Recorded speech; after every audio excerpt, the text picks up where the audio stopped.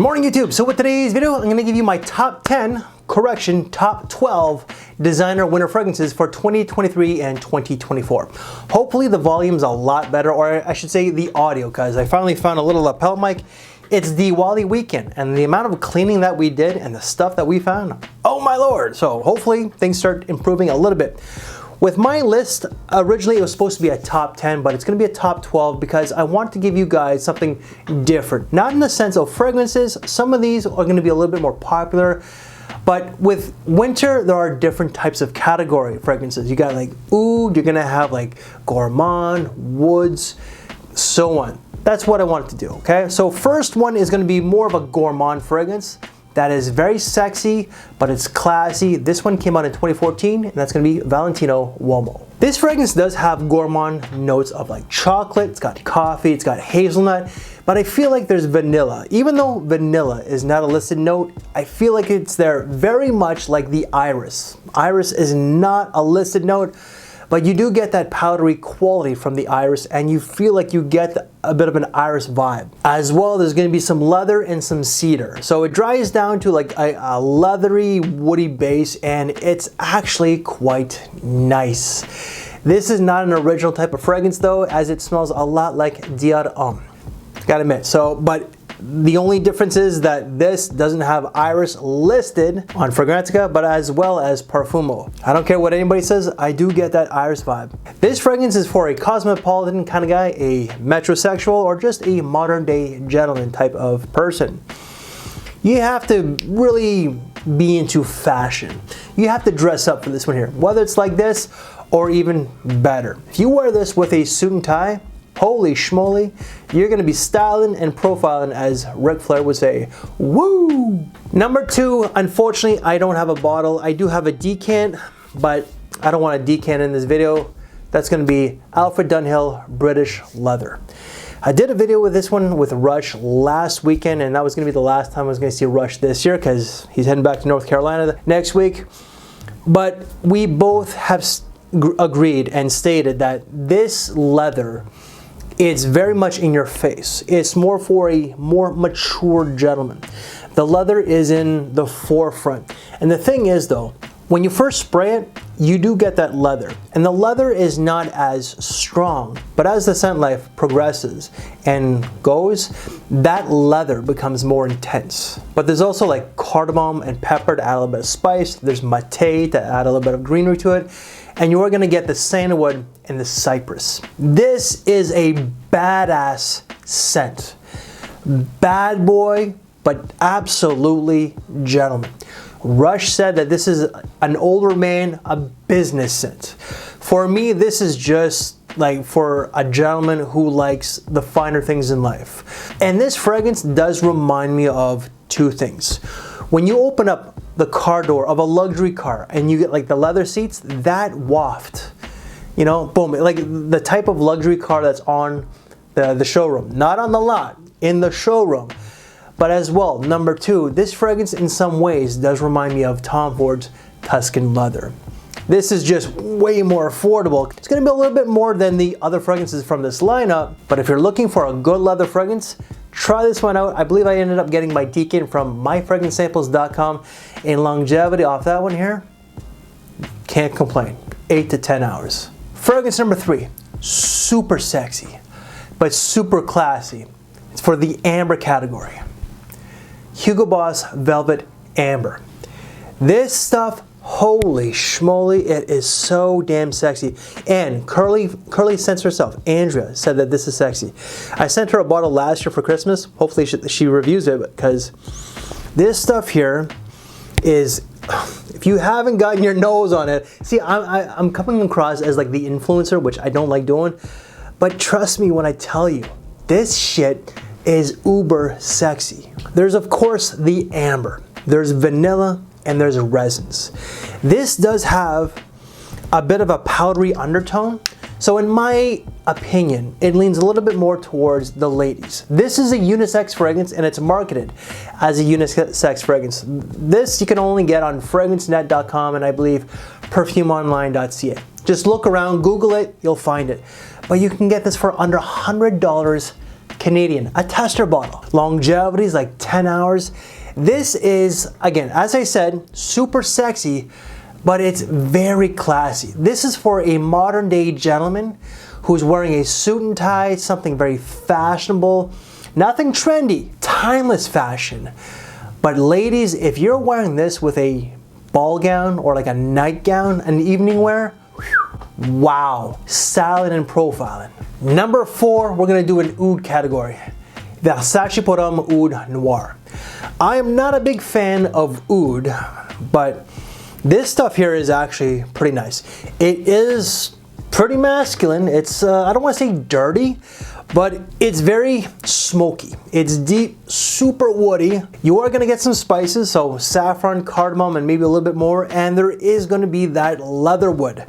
The leatherwood does give that, of course, that woody nuance along with the oud, but the leatherwood does add, it feels like it's like a leather glove in a sense, because there's that leathery component. Almost forgot to state though, there is like olibanum or myrrh. I think it's olibanum, because there is a little bit of an ambery vibe to this one here. This is bad boy, but most certainly gently. I feel like though that this leans a little bit more towards the bad boy than it is gently. You could pull this one off, no problem, with a tuxedo, but just because it's so like mysterious and dark and edgy, it just feels like it would go very well with a black tee and a leather jacket. Longevity is going to be about 8 to 9 hours. For fragrance number 5, we're going to have to do a good coffee fragrance, right? If you love coffee, this is one fragrance that you are going to love. Originally, it was going to be Ferragamo Uomo Signature until I started pulling everything out for the video, but we're going to have to go with Robert Graham's Valor. Very simple fragrance, amber, sage, and that coffee. This is really nice. Like, you're gonna get the coffee, like you're gonna get all notes, but from the atomizer, I get a lot of the sage. It's a little green, it's herbal. The coffee itself is like a roasted black coffee. Then you got that warm, resinous amber. Fantastic. I don't wanna say that this is sexy, but there is a little bit of a playful vibe, but it's actually a very classy fragrance. Like this to a tuxedo. Number 6, this one originally wasn't gonna be in this list, including this category, but you have to have a good boozy or a good fruity plum, right? Lacoste Pour Homme. This does have rum. It's got vanilla, it's got plum, apple, labdanum or amber, sandalwood, some spices, and more. It's a sweet, boozy, fruity scent with some spices and woods. This is so different for Lacoste, and this is an older scent. 2002, I believe, came out. Because Lacoste is safe. It's mass appealing. They're mostly about the freshies. This is not fresh, and it's definitely a lot more daring than a lot of their other fragrances. But you could wear this with a suit and tie, a sense of style. You could wear it on a date, you can wear it to work. It's pretty versatile. Fragrance number 7, you need a good spicy fragrance. This one you can't beat. Viktor & Rolf Spice Bomb. If you love fragrances that have paprika, saffron, and a boatload of cinnamon, this is something that you are going to love. Oh yeah. Now the cinnamon in this is front and center. I find that this is the main star. Then it's going to be that paprika. This is a super warm, cozy fragrance that does have a little bit of sex appeal, a little bit of a bad boy edge, but at the same time, this is classy. You could wear this with a suit and tie. There is going to be a little bit of tobacco and leather as well. This is a heavy scent. Came out in 2012. The first time I wore this, whew, summertime. Not very smart. And when I first smelled it back then, I'm like, this smells a little feminine. What the hell was I talking about then, and what the hell am I talking about now? Some people will say.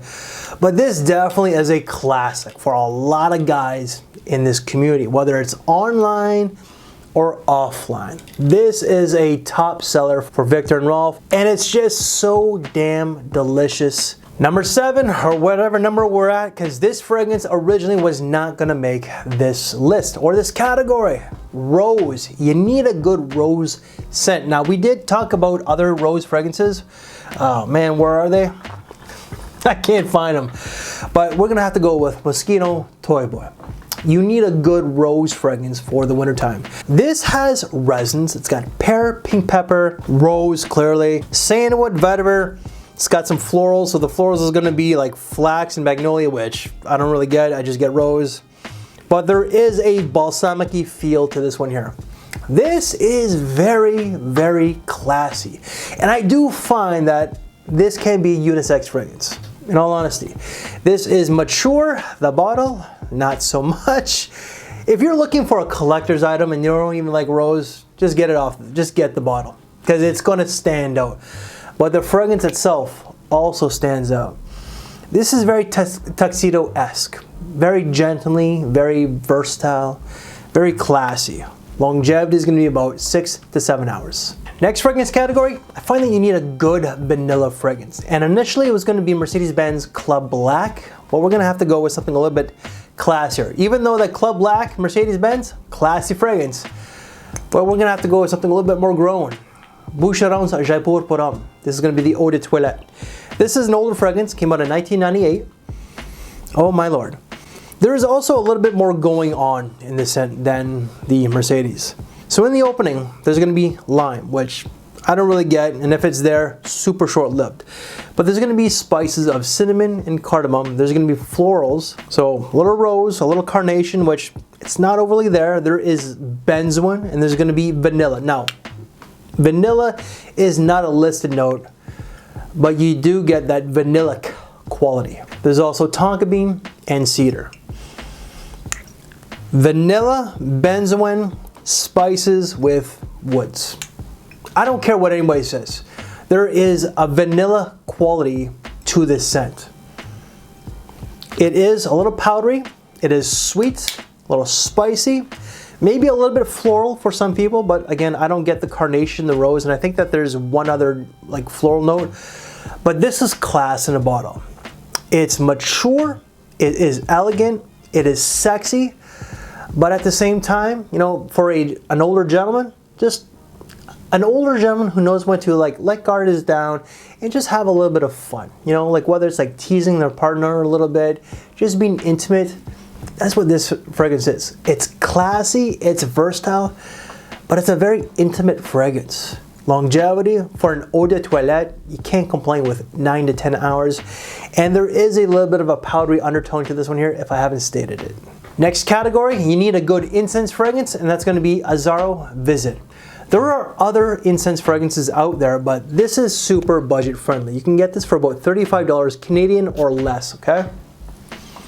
Oh yeah.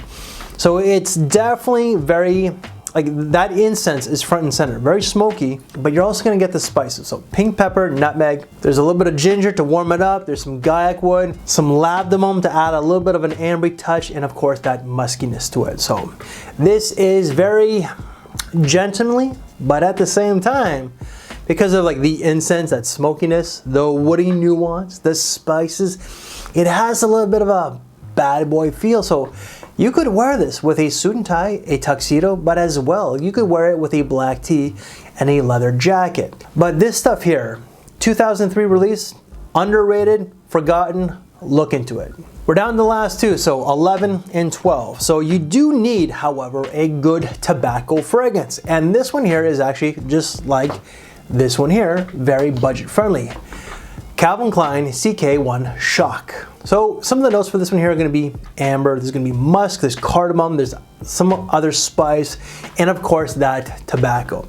The tobacco in this is kind of sweet because it has a bit of a cherry pipe-like tobacco, if I'm getting my words correctly. It's been a long morning, I've been doing a little bit of filming, and I ended up doing 11K in steps today, so lost a lot of weight, hopefully it's showing. But there is definitely that cherry-like tobacco. But of course, you're gonna get the musk. There's that patchouli to add a little bit of an earthy woodiness to it, and the spices. This was hyped to death by Jeremy Fragrance back in the day. And I can understand why. I was rather late to the party when I was talking about this fragrance, like maybe 5 years ago, but better late than never. And the hype that I got, it was rightly deserved. And last but not least, number 12. It was a toss-up between a few fragrances, but I have to go with Burberry Hero. This stuff is just so underrated. The flanker, the EDP gets all the love. This stuff here is really good. There's a little bit of citrus in the opening, most certainly the juniper berries, and there's 3 different types of cedar. So Virginia, Atlas, and I forget the other one, but super masculine. Adam Driver was the face of this. Great choice, because this is classy, but it's bad boy. Like Adam Driver, super versatile actor. Like when he played the role in Gucci, the Gucci movie, that's a hell of a movie. That was a fantastic movie. Then he played the villain in the latest Star Wars movies, which I forget the character he played, but he was a fucking badass. Yeah, this stuff just don't get any mention, and it definitely deserves a lot more limelight. And guys, that is it. That is 12 great winter designer fragrances for 2023 and 2024. I'm struggling right now, so I'm just gonna end the video. If you like this very video, please leave me one of these. Any reviews that I've done on these fragrances, they will all be down in the description box below. And because that this is a top winter list, if you want to see years prior, whether it's 2017, 2020, check out right here. And again, if you like this very video, leave me one of these. I thank you for your time, take care, and I will see you later. Thanks for watching, everybody.